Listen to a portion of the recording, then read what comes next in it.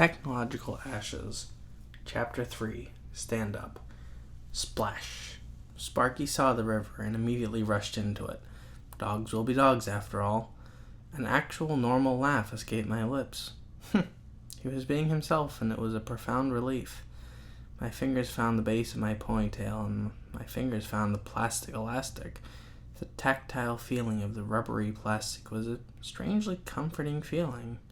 And once the hair was untangled and my long blonde hair was flowing, I looked down at the piece of innocuous, simple technology that didn't have the chance to fail. It was then put around my wrist, and the grass felt soft underneath the docks. The act of dipping my hair felt almost sacred. It felt like how the story of Jesus washing the disciples' feet must have felt for those who believed. My early childhood and young adult years had been spent in the church. It felt profoundly ironic to be thinking back like I was when I was in my uncle's Baptist church, as there was a fair share of drama and bigotry, as one can imagine, but in this moment it felt deeply needed. A finger couldn't be placed on why, but in this moment it just felt like the only thing keeping me tethered. All this over dipping my head to get some relief and the simple joy and burden of dog ownership at the end. Then as quickly as it happened, it was over. The baptism of fire and ash. Now I felt like Judas, except the whole world had betrayed us, and there were no pieces of silver, only death and a dog. A dog who I'd now be taking care of. My breathing became ragged suddenly, as the burden felt too large to bear. Then there I was, kneeling at the river, my head and hair thoroughly soaked, just crying. Then Sparky came by and nudged me with his nose, pushing his nose under my arms and licking at my face. Okay, yes, Sparky, let's get going. Enough misery for one day. Fuck. He excitedly yapped and barked a few times, all while slowly walking out of the river, and then I saw him prepping to shake himself off. Sparky, wait! My feet tried to get out of the splash zone, but it was futile. He shook himself off totally, and I got drenched. All I could do was laugh at this point. Sparky walked next to me, and I gave him some love.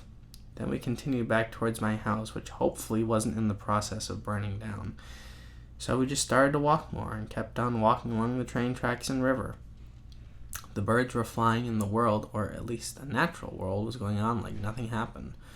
The river flowed, and there were fish swimming in it that Sparky was looking at and watching intensely.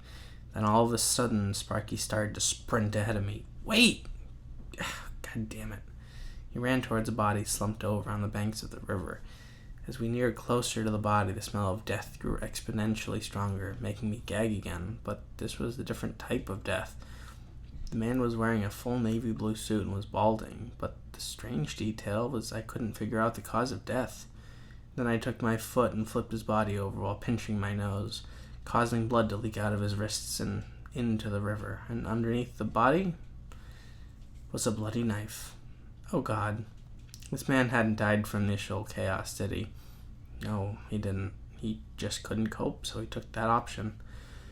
As much as my brain wanted to do that, all I could ever do was what I had tried to do in the past.